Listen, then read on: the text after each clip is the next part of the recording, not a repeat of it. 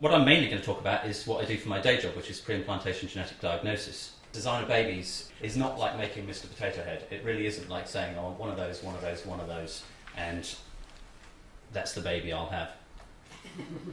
Just to show a series of embryos here, generated through in vitro fertilisation, and each of them has had a single cell taken at the 8-cell stage on day 3 of development.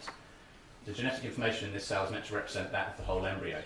So here we've shown 2 embryos which are green or unaffected, and 3 that are affected. So the idea being that parents who come along and have a high risk of transmitting a genetic disorder can select against the embryos that are affected, select for the ones that are unaffected with the disorder they were testing for, transfer them to the uterus in the hopes of initiating a pregnancy that's free from that genetic disorder. There are now 15,000 approximately known genetic disorders. In theory, we could test for any of those genetic disorders. But by doing this kind of testing, this kind of selection, you're not guaranteeing a child free from any genetic disorder. You're reducing the risk of a child having the genetic disorder for which you were testing. It's also possible now to make a monkey green, to add in a gene into a mammal and change its genetic makeup and potentially change its future offspring. You're probably aware that after the Human Genome Project, which was more of a generalised project, James Watson had his whole genome sequenced. Sequencing technology is getting better and better, faster and faster, cheaper and cheaper, so it's not a huge stretch of the imagination to see the entire genome sequence from a human embryo, taken from a single cell. Let's say a trait that perhaps a lot of parents would want for their child, an intelligent child. So we're going to talk about designing intelligence using PGD, a selection method. So let's say there are 5 genes for intelligence. There's probably hundreds, and they probably interact with the environment in a huge way, but let's just stick with the 5 genes. So to get high performance for each of those 5 genes together in the same embryo or baby, you need 1,000 babies. You would need 5,000 embryos, which is a woman doing IVF every month, having a reasonable stimulation every month for 40 years. The scope of PGD is tiny. Okay, there were 690,000 live births in the UK in 2007, and the latest data from the HVA, which licenses PGD, says there were 39 live births from PGD. So it really is a drop in the ocean. Now, an awful lot of the whole debate about designer babies seems to be framed through ideas that have emerged from science fiction, and particularly, I think, interesting and influential in this respect has been the film Gattaca, which is an absolutely excellent science fiction film, very well grounded in many ways in science, in which a future society is divided into 2 groups: the valids, who have been born by PGD to be selected to have certain positive traits, and the invalids who have not, and there's great discrimination between the 2, although the discrimination is actually supposed to be illegal. That's a vision, a sort of apocalyptic dystopian vision, as it were, that has really fed through into the whole debate about PGD, embryo selection, and designer babies. But what we do really need to do is, when we're debating the ethical issues around this, is to ground that ethical debate in science rather than in science fiction, and to make sure that the questions we're asking are about what could actually plausibly happen. And there are, as Alan has already alluded to, quite a number of reasons why certainly PGD as it currently exists, and even the very powerful new approaches to PGD that are being developed by teams like Alan, in which you can first of all select for pretty much any gene you want to, and secondly, you can in principle piggyback a large number of genes so that you're not just testing potentially for the cystic fibrosis gene, say, but you're also looking for as many others as you want. And that does potentially open up the idea that you might be able to screen for traits that are influenced by multiple genes, intelligence, good looks, etc., if you knew what those genes were. But I still think, even given that, its scope is going to be extraordinarily limited by science. If you're having IVF, you are extremely lucky if you produce 10 viable embryos. And if you're looking for a single recessive Mendelian trait, you've got a 1 in 4 chance. So in your, say, 8 embryos, you might have 2 that are suitable. Even add just one Mendelian trait to that, and you've got a 1 in 16 chance.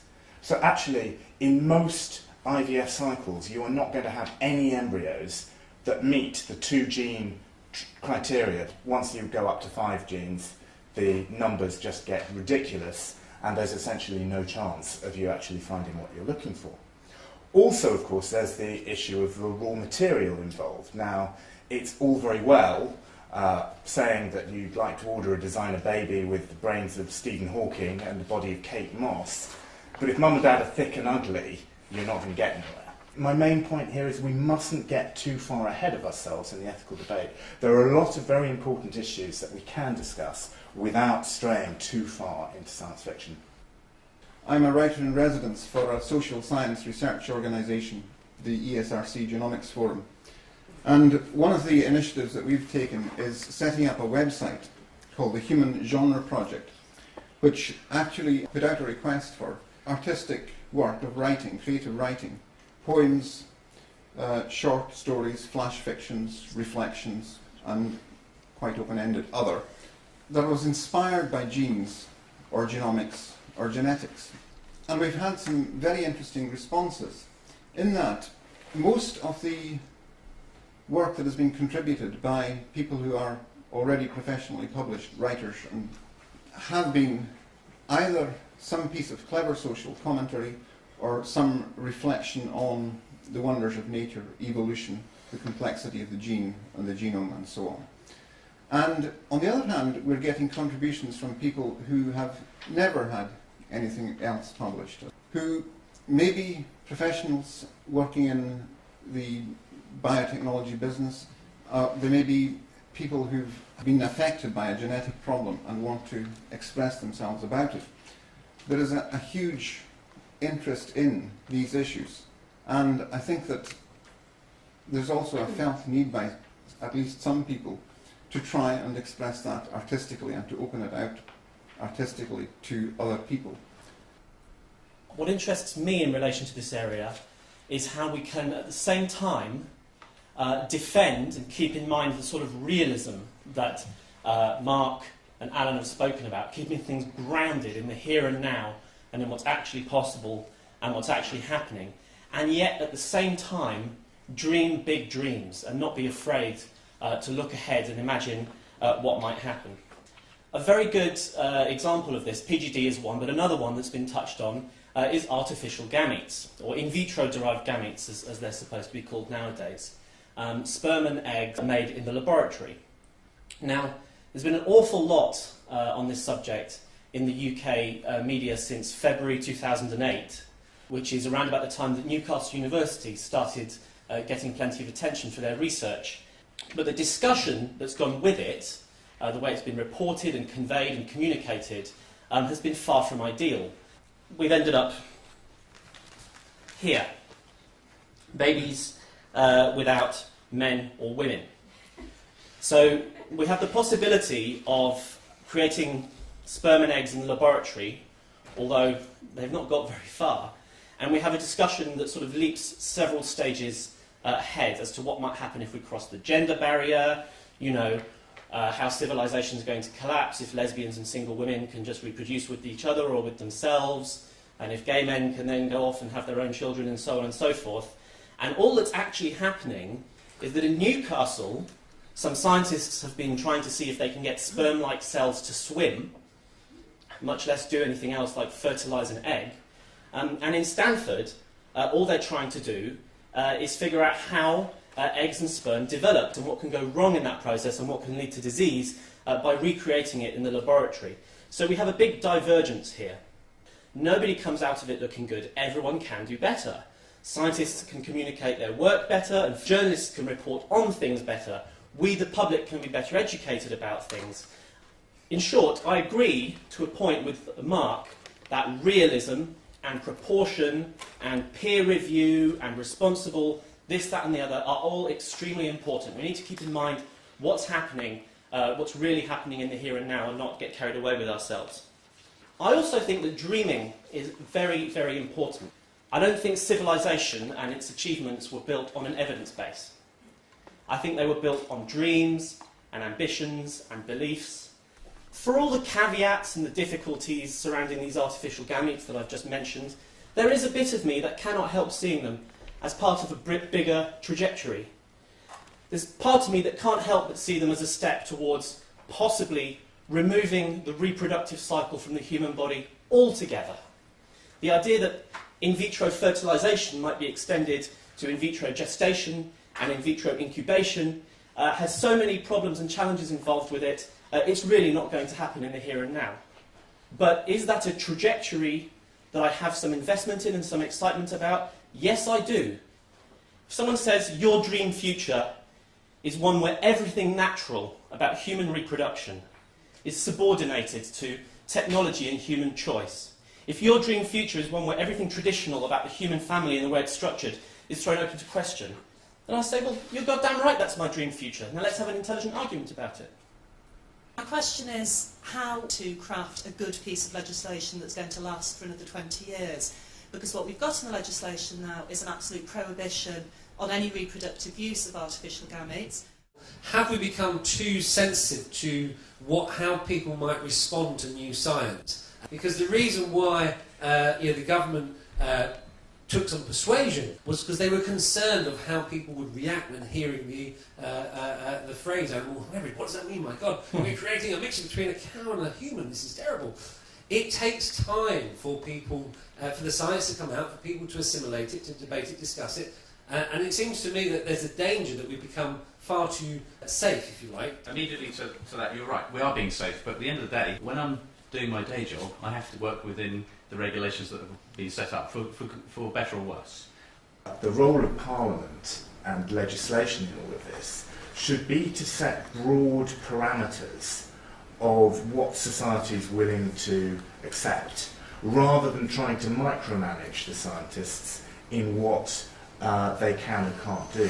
That's a job for professional regulatory bodies. Although I think the HFEA is over large and actually regulates a lot of stuff it doesn't need to regulate.